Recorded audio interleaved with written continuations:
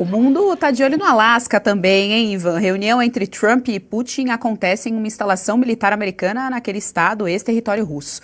Pode ser a conversa definitiva para o fim da guerra envolvendo Rússia e Ucrânia? É a pergunta que não quer calar, Ivan Kleber. Isso mesmo, Geisiane, nós temos informação de que os dois estarão reunidos. E olha só, a gente está falando bastante aqui do Marco Rubio, né? O Marco Rubio, segundo a Casa Branca, irá participar ali do lado de Donald Trump na reunião.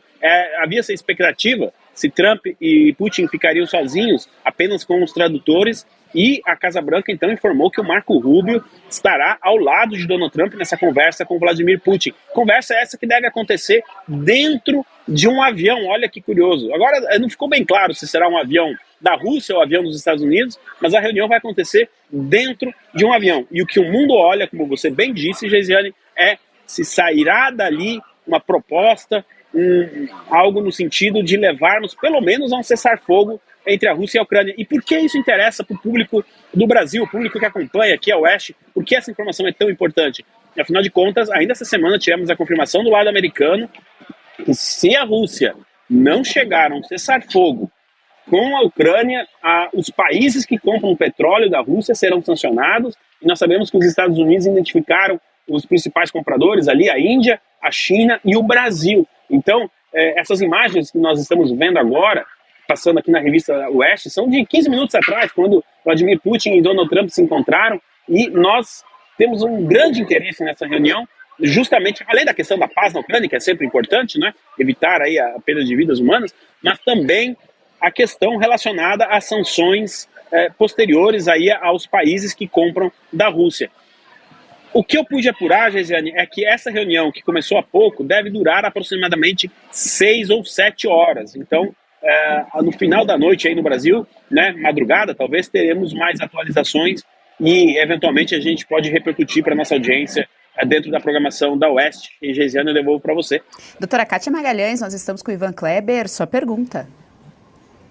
Boa tarde, Ivan. Há poucas horas eu li na mídia francesa que a esposa do falecido opositor político russo, Alexei Navalny, teria aproveitado a ocasião para pedir a Putin que liberasse os inúmeros presos políticos russos e também ucranianos. E aí eu indago a você, existe alguma perspectiva de um recuo mínimo de Putin que seja nesse sentido? E se houver, qual será o impacto desse recuo sobre as liberdades de todo mundo, sobre as liberdades aqui no Brasil? O que você enxerga em termos de correlação com sanções, mais sanções do governo americano contra usurpadores, supressores de liberdades aqui no Brasil? Como é que está se passando isso aí nas negociações do Alasca, Ivan? Olá, doutora Kátia, também sempre uma alegria compartilhar aqui a tela da Oeste com a senhora. Olha só, realmente ela fez esse pedido. Recentemente a administração Trump conseguiu com a Bielorrússia a libertação de alguns presos políticos. E por que eu estou citando a Bielorrússia? Porque a Bielorrússia hoje é o país mais aliado, né, da Rússia. Tem lá o Lukashenko, que é o ditador, considerado o último ditador da Europa, o ditador mais longevo da Europa, de 1994, e com muito trabalho ali da Secretaria de Estado do Marco Rubio, as negociações, o próprio Trump, eles conseguiram que o Lukashenko soltasse, então, alguns presos políticos. A ideia agora é, de alguma maneira, através desse pedido, inclusive, da esposa do falecido opositor de Vladimir Putin, Alexei Navalny, que, de alguma maneira, que alguns presos políticos sejam libertados. Isso traria uma mensagem, como a doutora bem trouxe, para o mundo, do mundo livre, né? Se até a Rússia, se até Vladimir Putin está disposto eventualmente a soltar presos políticos, por que outros países não poderiam seguir o exemplo, não é mesmo? Isso também mostraria um poder de força de negociação muito grande por parte de Donald Trump. Agora, sobre as concessões, olha, o Putin, podemos aqui ter muitas críticas, enfim, mas desde o primeiro dia de guerra, ele raramente fez concessões e desde outubro de 2022, praticamente, as condições que ele coloca na mesa para terminar a guerra são as mesmas de agora, de 2025. Então, nesse sentido, esse é o grande desafio da administração Trump agora, nessa conversa lá do Alasca. O mundo olha atentamente o que pode sair dali.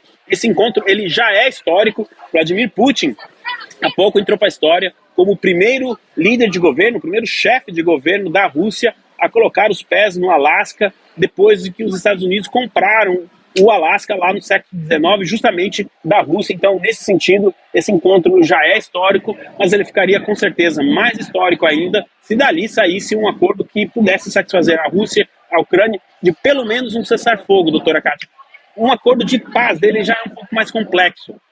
Não é tão simples assim, né? Mas o cessar-fogo, baixar as armas e voltar com calma para a mesa de negociação seria um grande avanço. Agora, se isso não acontecer, doutora, e o Brasil continuar comprando petróleo, melhor dizendo, óleo diesel da Rússia, a probabilidade é de que o Brasil seja novamente sancionado, e aí a Secretaria de Tesouro, que inclusive está lá no Alasca, o secretário Scott Bessent está lá no Alasca, participando de reuniões paralelas, poderia anunciar eventualmente sanções secundárias à Rússia, e aí, infelizmente, o Brasil novamente seria sancionado. Geisiane, eu devolvo para você. Você gostou desse conteúdo? Então compartilhe, dê o seu like, não se esqueça, viu? Aqui no canal da Revista Oeste tem muito mais.